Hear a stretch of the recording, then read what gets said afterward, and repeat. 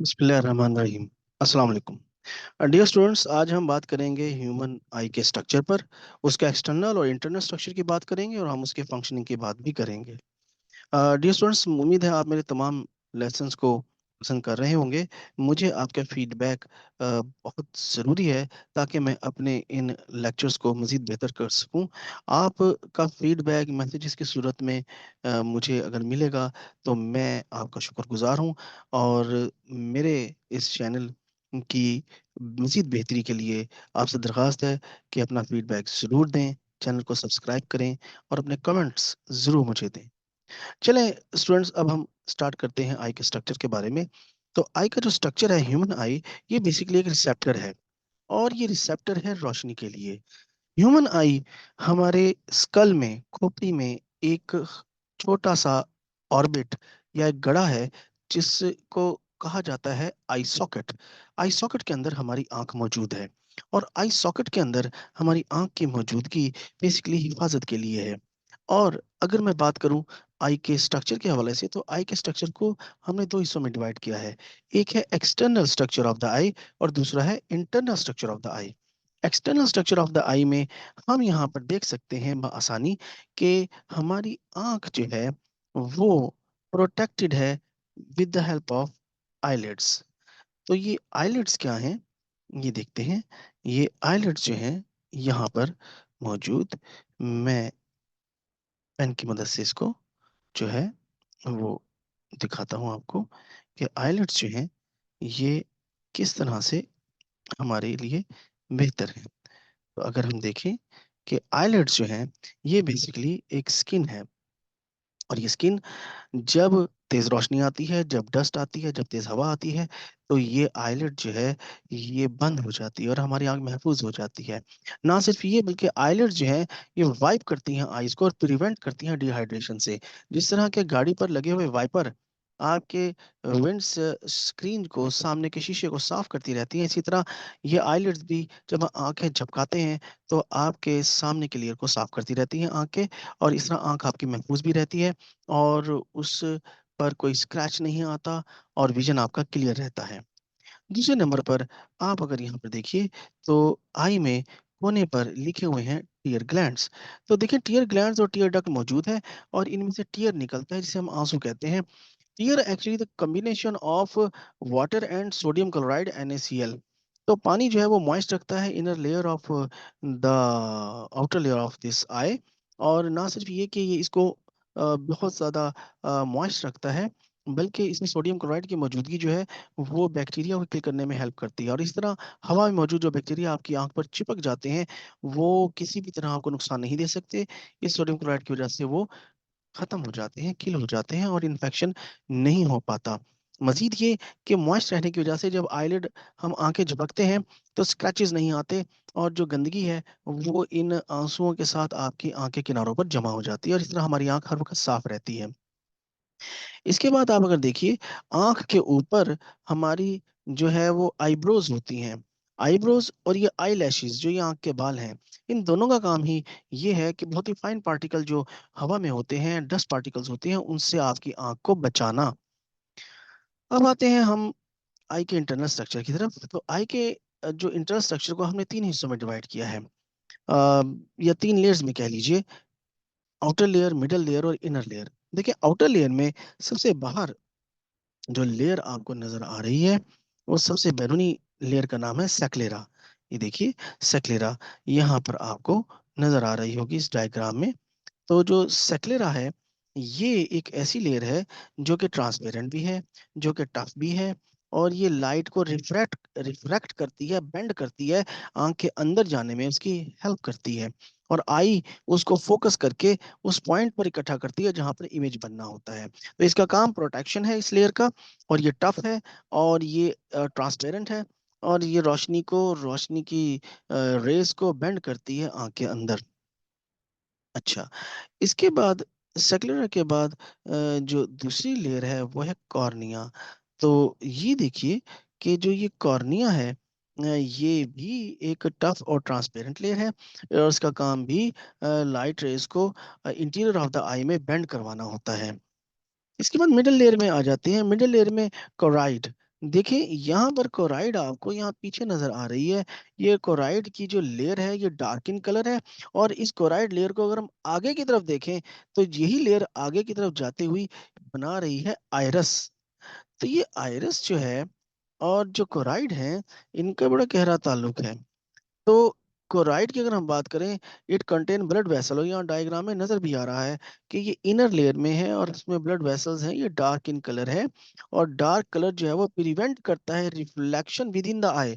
जब बहुत सी light rays आंख के अंदर जाती हैं तो वो आंख के अंदर टकराएंगी एक दूसरे के साथ, और इस तरह बहुत से इमेज बनेंगे, लेकिन ये उन तमाम को डार्क होने की वजह से एब्जॉर्ब कर लेती हैं, और इस तरह हमारा विजन ब्लर नहीं होता, हमें दो दो चार चार छः छः नहीं नजर आते।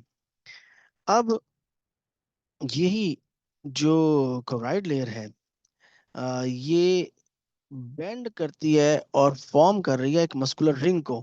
उस रिंग का नाम आइरस है। मैंने आपको पहले बता दिया कि आइरस ही इसकी एक्सटेंशन है, और वो बेंड होकर अगले हिस्से पर, अगले सिरे पर आंख के सामने ये लेयर बन रही है। और ये जो आइरस है, अगर आप गौर से देखें तो दोनों किनारों पर ये डिसकंटिन्यूअस है, और इस आइरस की वजह से ही रोशनी अंदर दाखिल हो पाती है आँख के। क्यों? क्योंकि ये आइरिस का जो मस्कुलर रिंग है, इसके दरमियान में एक गैप है, एक होल है, एक सुराख है। उस सुराख का नाम है प्यूपल। तो स्टूडेंट्स देखिए, ये प्यूपल जो है लिखा हुआ है, ये उस सुराख का नाम है। और आपकी आँख का जो रंग होता है, ग्रीन हो, ब्लू हो, ब्राउन हो या ब्लैक हो, वो बेसिकली स्कोराइड लेयर की वजह से है। ठीक है? और अब आते हैं प्यूपल की तरफ। प्यूपल उस सुराख का नाम है, उस होल का नाम है जिसके जरिए रोशनी अंदर जाती है आंख के। अब दोस्तों, यहाँ पर इस आयरस का बड़ा जबरदस्त काम है, क्योंकि आयरस जो है ये आगे पीछे होकर इस होल के साइज को बड़ा और कम करती है। कब बड़ा करती है? जब हम अंधेरे में जाते हैं तो आयरस की ये जो दोनों किनारे हैं, ये पीछे हटकर इस सुराख के साइज को बड़ा कर देते हैं ताकि ज्यादा रोशनी अंदर जाए। और जब ज्यादा रोशनी अंदर जाएगी तो हम इस काबिल होंगे कुछ देख सकें। और जब हम सूरज में तेज रोशनी में जाते हैं तो ये आयरस के दोनों किनारे जो हैं, ये करीब होकर उस होल के साइज को छोटा कर देते हैं ताकि कम से कम रोशनी अंदर जाए और हमारी inner most layer retina damage ना हो। तो अब ये होता कैसे है? तो स्टूडेंट्स, होता ऐसे है कि आप देख रहे हैं कि इधर एक साथ डायग्राम में मैंने इस चीज को शो किया है, और मैं इसको यहाँ पर आपके लिए सामने ले आता हूँ। ये देखिए, अब हम इसको जो है वो डिस्कस करते हैं। ये जो आयरस की लेयर है, ये जैसे पहले बताया गया कि आयरस एक मस्कुलर रिंग है। अब इस रिंग में रेडियल और सर्कुलर मसल्स हैं। चलिए मैं यहाँ बना देता हूँ कि सर्कुलर मसल्स इस रिंग में कैसे होंगे। ये जो गोल गोल हैं जी, ये हैं सर्कुलर मसल्स। और रेडियल मसल्स कैसे होंगे? ये जो लाइंस आ रही हैं, ये हैं रेडियल मसल्स। अच्छा, अब होता क्या है कि जब हम ब्राइट लाइट में जाते हैं, लाइट इंटेंसिटी ज्यादा होती है, तो रेडियल मसल्स जो हैं वो रिलैक्स हो जाते हैं, और सर्कुलर मसल जो हैं वो कॉन्ट्रैक्ट हो जाते हैं, और प्यूपल साइज जो है वो कम हो जाता है, और कम रोशनी अंदर जाती है और आंख डैमेज नहीं होती। और जब हम अंधेरे में जाते हैं, जब लाइट इंटेंसिटी डिक्रीज होती है, तो ये रेडियल मसल्स कॉन्ट्रैक्ट होते हैं, और सर्कुलर मसल्स जो हैं वो रिलैक्स होते हैं, और प्यूपल साइज इंक्रीज हो जाता है ताकि ज्यादा रोशनी अंदर जाए और हम देखने के काबिल हो सकें। तो आते हैं अब अगले हिस्से की तरफ। आइरस के बाद अगला हिस्सा है लेंस। लेंस क्या है? लेंस एक मेम्ब्रेन है, और ये मेम्ब्रेन जो है ये बहुत इंपॉर्टेंट मेम्ब्रेन है। लेंस की ये मेम्ब्रेन दरअसल हमारी रोशनी को जो आंख में दाखिल हो रही है उसको फोकस करती है खास पॉइंट पर। और आपने फिजिक्स में जरूर पढ़े होंगे कन्वेक्स और कनकेव लेंस। तो इब्तदाई तौर पर तो ये कन्वेक्स लेंस है जो फोकस कर रहा है लाइट को on the retina, inner most layer पर। अब इस लेंस का जो स्ट्रक्चर है या इसकी शक्ल सूरत है, वो कभी खिंचकर लंबी हो जाती है और कभी छोटी हो जाती है। तो ये लेंस की शक्ल में तब्दीली कौन करता है? जी, ये करते हैं सिलरी मसल्स और सस्पेंसरी लिगामेंट्स। अब सिलरी मसल्स और सस्पेंसरी लिगामेंट्स कहाँ पर है? ये देखिए, ये सस्पेंसरी लिगामेंट और सिलरी मसल्स यहाँ मेंशन किए हुए हैं और इनकी पॉइंट ऑफ अटैचमेंट भी आपको नजर आ रही होगी। तो इसको भी हम डिस्कस करेंगे कि जब हम दूर की चीजें देखते हैं तब सिलरी मसल्स आमतौर पर, जब दूर की चीजें, फार अवे की चीजें हम देखते हैं तो सिलरी मसल्स जो हैं वो रिलैक्स होते हैं और सस्पेंसरी लिगामेंट कॉन्ट्रैक्ट होते हैं और जो हमारा लेंस है वो लेस कन्वेक्स हो जाता है, यूं कह लीजिए कनकेव हो जाता है। और जब और यहाँ पर जो है इसका ऑपोजिट हो जाएगा जब हम नजदीक की चीजें देखेंगे। इसके बाद लेंस के बाद अगर हम देखें तो एक लिक्विड पार्ट है जिसका नाम है विट्रस ह्यूमर। और हाँ, इस लेंस से पहले भी एक लिक्विड पार्ट है, उसका नाम है एक्वस ह्यूमर। ये देखिए यहाँ पर मौजूद है एक्वस ह्यूमर और यहाँ पर है विट्रस ह्यूमर। तो एक्वस ह्यूमर और विट्रस ह्यूमर में क्या फर्क है? वो लिक्विड जो लेंस से पहले है वो ट्रांसपेरेंट है, वो शॉक अब्सॉर्बर है। लेकिन जो विट्रस ह्यूमर है ये पिगमेंटेड है। इसमें जो है वो कुछ पार्टिकल्स मौजूद हैं। तो स्टूडेंट, अगर हम बात करें कि एक्वस ह्यूमर क्या है, तो एक्वस ह्यूमर जो है एंटीरियर साइड पर है, अगले हिस्से में है, क्लियर फ्लूइड है।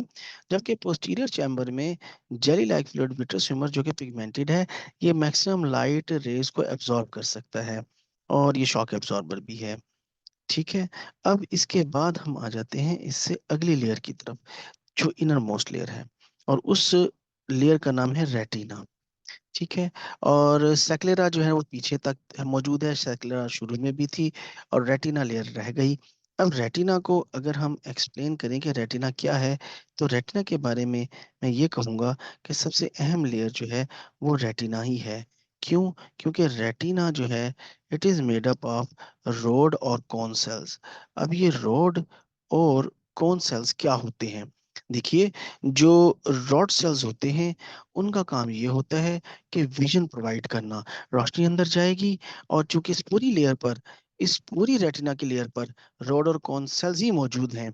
लेकिन कुछ जगह ऐसी हैं जहां पर रॉड और कॉन सेल्स मैक्सिमम है और जहां पर लाइट रेज आकर फोकस होती हैं।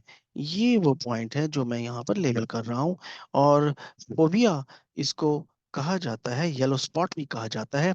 इस पॉइंट पर आकर लाइट फोकस होती है और रॉड सेल्स पर रोशनी जब पड़ती है तो वो विजन क्रिएट करते हैं। कॉन सेल्स जो होते हैं स्टूडेंट्स, वो बेसिकली कलर भरते हैं।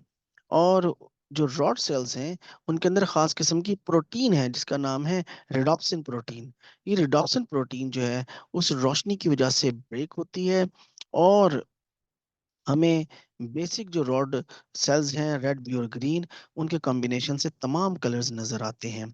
ब्रेक होने के बाद ये रोडोप्सिन प्रोटीन जो है एक नर्व इंपल्स जनरेट करती है। और नर्व इंपल्स जो है वो ऑप्टिक नर्व के जरिए, ये आप देख रहे हैं कि यहाँ पर ऑप्टिक नर्व मौजूद है। इस ऑप्टिक नर्व के जरिए ब्रेन को मैसेज जाता है, इमेज बनता है दिमाग में उल्टा और दिमाग उसको सीधा करके हमें दिखाता है। तो ये जो येलो स्पॉट है जहाँ पर इमेज बनता है, लेकिन अगर हमारे लेंस में खराबी हो जाए, अगर हमारे सस्पेंसरी लिगामेंट और सिल्वरी मसल्स खराब हो जाए, तो स्टूडेंट्स फिर लेंस प्रॉपरली मूव नहीं करता, लाइट को फोकस नहीं कर पाता और फिर लाइट फोकस होती है ऑप्टिक नर्व के ऊपर। भाई ऑप्टिक नर्व वाली जगह पर तो कोई रॉड और कॉन सेल्स है ही नहीं और इसलिए वहां पर इमेज बनेगा भी नहीं। अगर वहां इमेज नहीं बनेगा तब हम कहेंगे कि ब्लाइंड स्पॉट। तो सम टाइम हम गाड़ी में जब जा रहे होते हैं तो साइड मिरर्स जो होते हैं उन पर हमें पीछे से आने वाली गाड़ियां या बाइक नजर नहीं आती। उसकी वजह यह है कि लाइट रेज इस तरीके से हमारी आंख में जा रही होती हैं कि वो फोकस होकर येलो स्पॉट की बजाय ब्लाइंड स्पॉट पर फोकस हो रही होती है और हमें वो चीज़ नजर नहीं आती। तो इम्पोर्टेंट और इसमें आई के स्ट्रक्चर में बात यह है कि विटामिन ई जो है वो बहुत ज़रूरी है इस रोडोप्सिन प्रोटीन के बनाने के लिए। अगर विटामिन ए की डेफिशिएंसी होगी तो आपका विजन पुअर होगा, नाइट ब्लाइंडनेस होगी और ये रोडोप्सिन प्रोटीन की कमी की वजह से आपको नज़र आना कम होगा। अच्छा, अब जो रिडॉप्सिन प्रोटीन है, रोड सेल्स जो हैं वो एडॉप्सिन प्रोटीन भी रखते हैं। तो रिडॉप्सिन और एडॉप्सिन, ये प्रोटीन्स जो है ना प्राइमरी कलर्स बनाती हैं, जैसे कि मैंने पहले कहा। तो अब हम आई स्ट्रक्चर के बाद आगे जाते हैं और हम देखते हैं कि जो आई के कुछ इश्यूज हैं जिनमें हम आम तौर पर ये बात करते हैं कि डिसऑर्डर्स ऑफ आई क्या हैं। और मायोपिया, मायोपिया दरअसल शॉर्ट साइट है। मायोपिया को हम कहते हैं शॉर्ट साइटनिंग। अब शॉर्ट साइट, शॉर्ट साइट का मतलब है कि नजदीक की नजर का कमजोर होना। और इसमें होता क्या है, elongation of eye ball result in myopia. Myopia में आई बॉल जो है उसकी इलोंगेशन हो जाती है और such persons are not able to see the distant objects clearly. और this problem can be rectified by using a concave lens. जैसे कि यहाँ पे आपको नजर भी आ रहा है कि एक नॉर्मल विजन में आप देख रहे हैं कि लाइट रेज आ रही हैं और बड़ा ही फोकल पॉइंट पर फोविया पर येलो स्पॉट पर पड़ रही हैं। लेकिन यहाँ पर लेंस जो है वो प्रॉपरली फोकस नहीं कर पा रहा और फोकल पॉइंट पर पहुंच ही नहीं रही जो लाइट रेज हैं। तो यहाँ पर इसका जो हल है वो है कि कनकेव लेंस इस्तेमाल किया जाए। ऐनक में कनकेव लेंस, कनकेव लेंस के इस्तेमाल से ये प्रॉब्लम दूर हो जाती है बआसानी। अब आ जाइए दूसरे डिसऑर्डर की तरफ, और वो है हाइपर मेट्रोपिया लॉन्ग साइट। अच्छा, इसमें आई बॉल शॉर्ट हो गई हैं। Such person are not able to see near objects. हाँ, ये नियर ऑब्जेक्ट्स की है। और वो मायोपिया जो है वो दूर की नज़र कमज़ोर है। और हाइपर मेट्रोपिया जो है ये नज़दीक की नज़र कमज़ोर है। अब यहाँ पर हम कन्वेक्स लेंस अगर इस्तेमाल करेंगे तो फिर मामला जो है वो आसान हो जाएगा। और कन्वेक्स लेंस जो है ये बड़ी आसानी के साथ इस प्रॉब्लम को सॉल्व कर देगा और उस पर्सन की जो आईसाइट है वो नॉर्मल हो जाएगी। इसमें आप देख रहे हैं कि फोकल पॉइंट से बहुत दूर जाकर बन रहा था, लाइट फोकस हो रही थी तो उसको नज़दीक कर दिया गया। अच्छा, अब इसके बाद आई ये हमारा ईयर स्ट्रक्चर है और ईयर की फंक्शनिंग है। ये इंशाल्लाह मैं आपको नेक्स्ट लेसन में यहीं से स्टार्ट करूंगा कि ह्यूमन ईयर का एक्सटर्नल स्ट्रक्चर और इंटरनल स्ट्रक्चर और साउंड कैसे प्रोड्यूस होता है। तो इंशाल्लाह नेक्स्ट लेसन में आपको इसके बारे में बताएंगे। अपना फीडबैक ज़रूर दीजिएगा। Thank you very much. अल्लाह हाफिज़।